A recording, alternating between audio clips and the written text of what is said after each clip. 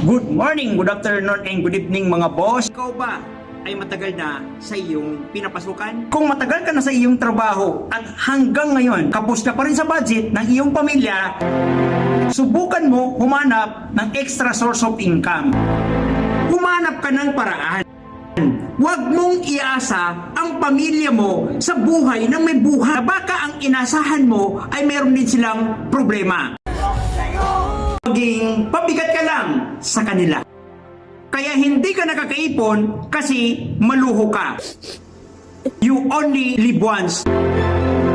Kaya po tayo hindi nakakaipon kasi mahilig po tayo bili dito, bili doon. Kahit hindi po natin kailangan, binibili po natin. Kaya po hindi ka po nagtatagumpay dahil hindi mo pa nasubukan. Kuda ka na kagad sa sarili mo.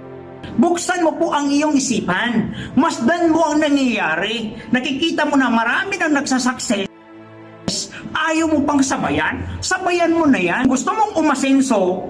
Gayahin mo yung mga trabaho ng mga taong umasenso.